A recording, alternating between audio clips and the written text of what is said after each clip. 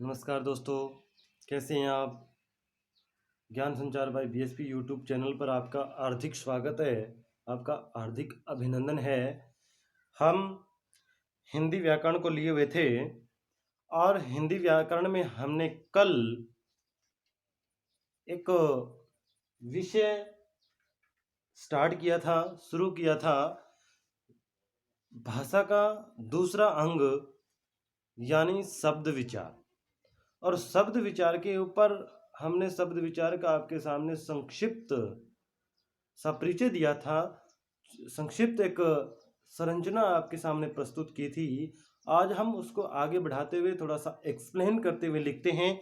देखिए, हम कर रहे थे शब्द विचार, हम पढ़ रहे थे शब्द विचार, और शब्द विचार के अंदर हमने ये भी बताया आपको क्या क्या पढ़ेंगे।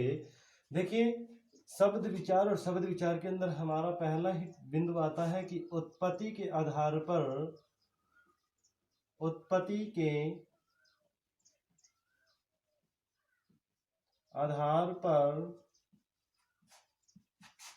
शब्दों के प्रकार।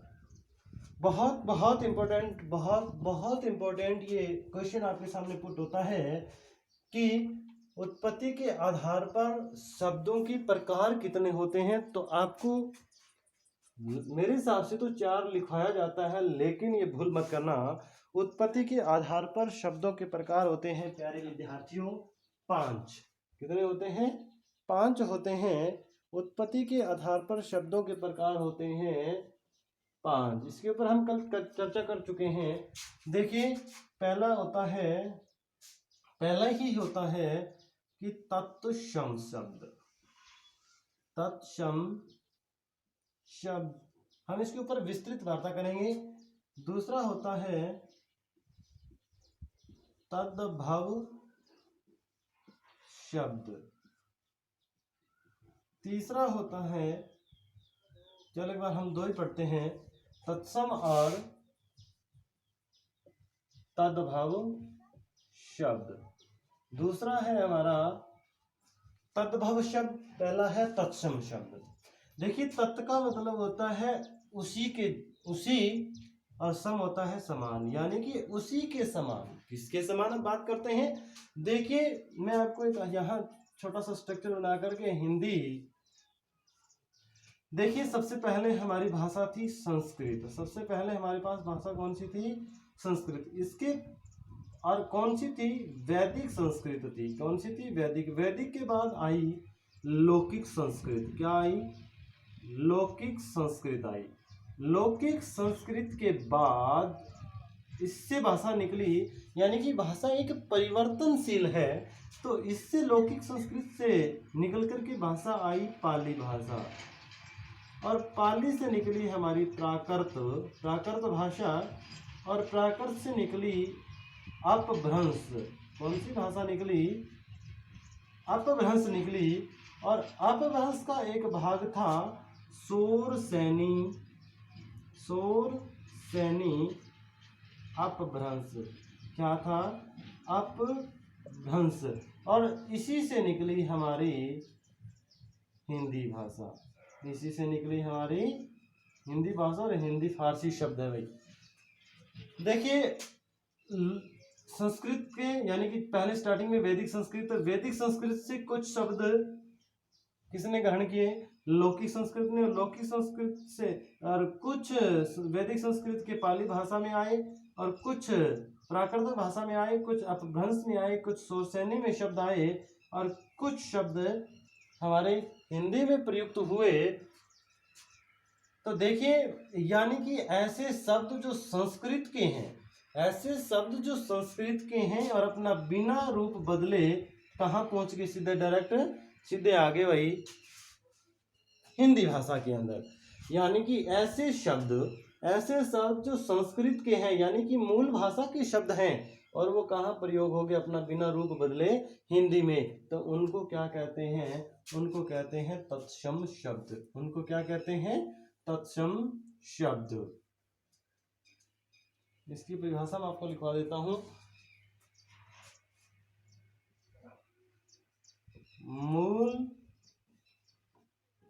भाषा के वे शब्द जो बिना परिवर्तन के हिंदी भाषा में आ गए उसे तत्सम शब्द कहते हैं। तत्सम शब्द कहते हैं। जैसे मैं आपके सामने लिखूं, मैं कक्षा में प्रथम आया। क्या? मैं कक्षा में प्रथम आया। तो ये प्रथम है ना, प्रथम, ये प्रथम संस्कृत का शब्द है, यानी कि ये शब्द है तत्सम। ठीक है। दूसरा हमारा है कि तद्भव क्या होता है। तद्भव क्या होता है, यानी कि मूल भाषा के वे शब्द जो परिवर्तन के साथ कुछ परिवर्तन करके अपना रूप बदल करके हिंदी में आए, यानी मूल भाषा कौन सी है? संस्कृत। मूल भाषा के वे शब्द जो अपना रूप बदलकर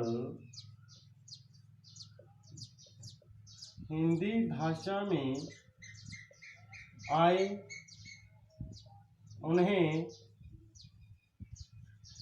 तद्भव शब्द कहते हैं। जैसे कि मैं यहाँ कह रहा था, मैं कक्षा में प्रथम आया, और मैं कह दूं यहाँ कक्षा में मेरा पहला स्थान था या स्थान है। तो ये पहला क्या है, यानी कि प्रथम तत्सम, और पहला क्या है? तद्भव शब्द है। क्या है?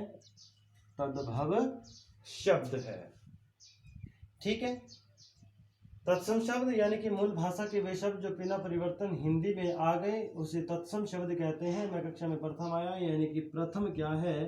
तत्सम है। और पहला क्या है? तद्भव, यानी कि तद्भव शब्द वे शब्द जो अपना रूप बदल करके हिंदी भाषा में आ गए, उन्हें हम तद्भव शब्द कहते हैं। हम इसका तुलनात्मक अध्ययन करेंगे अगली वीडियो में। इसका हम इतनी ज़बरदस्त तरीके से आपको करवाऊंगा कि आप हैरान रह जाओगे, और आपने ऐसा तुलनात्मक अध्ययन आज तक कभी नहीं पढ़ा होगा। देखिए, इसका हम तीसरा पार्ट करते हैं। एक बार फटाफट वीडियो बनाते हैं ताकि ये ज़्यादा लंबी वीडियो ना हो। अब आता है हमारा तीसरा भाग, देशज, यानी कि देशी शब्द, देशज शब्द। ये उत्पत्ति के आधार पर चल रहे हैं। देश और जय का मतलब होता है जन्म लेना, और देश का मतलब देश के अंदर, यानी कि ऐसे शब्द जो देश में जन्म लेते हैं, यानी कि देसी भाषाओं से आए हैं। देखिए, ये होते हैं, यानी कि आंचलिक भाषाओं के वे शब्द, आंचलिक भाषाओं के वे शब्द जो क्षेत्रीय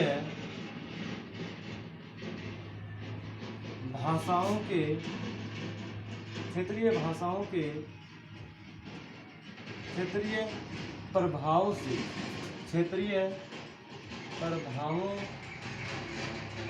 के कारण हिंदी में प्रयुक्त हुए हैं, उन्हें देशज शब्द कहते हैं। उन्हें हम देशज शब्द कहते हैं। आंचलिक यानी कि लोक प्रचलित, यानी कि देखिए, मैं हरियाणा से बिलोंग करता हूं, तो हरियाणा की भाषा अलग है, लेकिन हमारे थोड़ी ही दूर चल करके पंजाब का एरिया लग जाता है, तो वहाँ अलग है। यानी कि जब हरियाणा प्लस पंजाब, यानी कि जब यहाँ के और यहाँ के लोग हैं, यानी कि बिल्कुल बॉर्डर वाले लोग हैं, जो बॉर्डर के ऊपर हैं। यानी कि कुछ, अब मेरे को पंजाबी समझ नहीं आती और पंजाबी वाले को हमारी लोक भाषा समझ में नहीं आती, तो हम एक माध्यम निकालेंगे, और वो माध्यम हम निकालेंगे कि हम हिंदी बोलेंगे। क्या बोलेंगे? हम हिंदी बोलेंगे। लेकिन हरियाणा वाला हिंदी बोलेगा और पंजाब की बॉर्डर वाला हिंदी बोलेगा, लेकिन दोनों की हिंदी बोलने में फर्क होगा, थोड़ा सा फर्क होगा, क्योंकि इसका लहजा, इसकी लय अलग होगी और इसकी अलग होगी। और इन दोनों व्यक्तियों के माध्यम से जो हिंदी बोली जाएगी, उसमें कुछ पंजाबी का प्रभाव होगा और कुछ हरियाणा की भाषा का प्रभाव होगा, इसे कहते हैं। और वो शब्द मैं आपको बता देता हूँ। जैसे कि हम बोलते हैं गड़बड़ होगी भाई, हम बोलते हैं ना गड़बड़ होगी भाई, हरियाणा वाले ज्यादा बोलते हैं गड़बड़ होगी भाई, गड़बड़ाहट,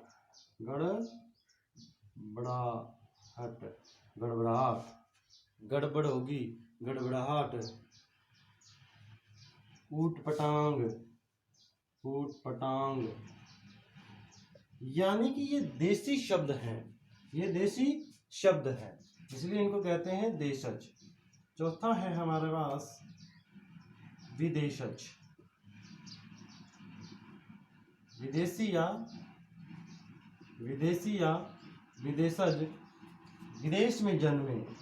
यानी कि ऐसे शब्द जो हिंदी और संस्कृत को छोड़ करके दूसरी देशों की भाषाओं से हमारे हिंदी में प्रयुक्त हुए, उन्हें हम विदेशज शब्द कहते हैं। और विदेशी भाषाओं के शब्दों का प्रयोग हमारी हिंदी भाषा में प्रयोग होने के बहुत सारे कारण हो सकते हैं। राजनीतिक कारण हो सकते हैं, आर्थिक कारण हो सकते हैं, सामाजिक कारण हो सकते हैं।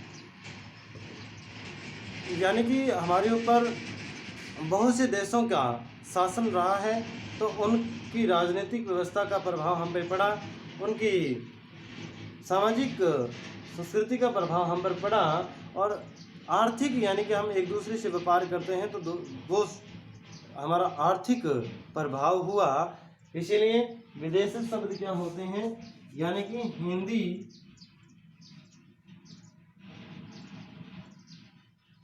संस्कृत को छोड़कर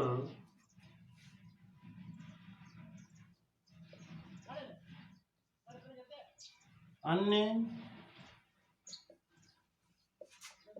विदेशी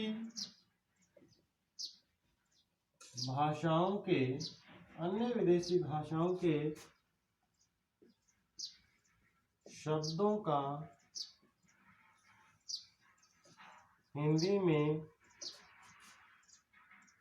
हिंदी संस्कृत को छोड़कर अन्य विदेशी भाषाओं के वे शब्द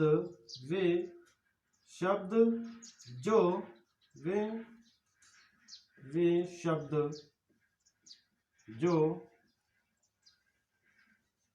हिंदी में प्रयुक्त हुए, उन्हें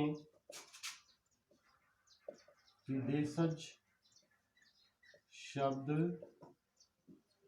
कहा जाता है। जैसे कि रेलवे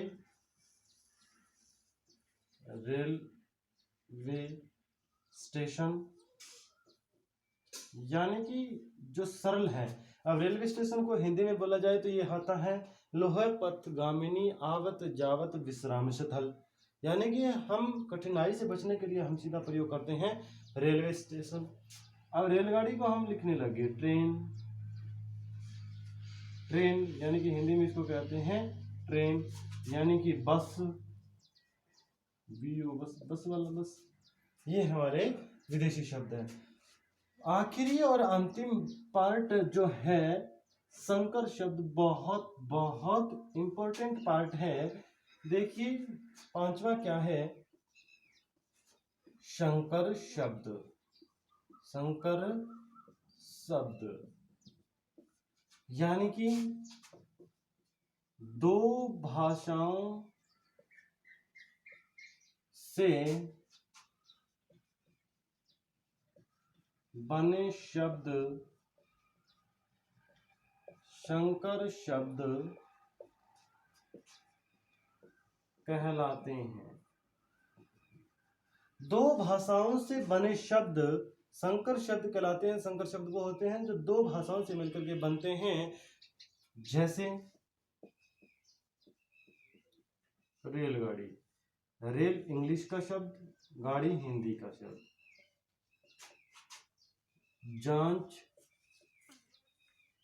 करता, जांच फारसी का शब्द और करता हिंदी का शब्द। जैसे कि अग्नि बोट, अग्नि कर्ता संस्कृत का शब्द है, जैसे अग्नि बॉट, अग्नि संस्कृत का शब्द है, बॉट इंग्लिश का शब्द है।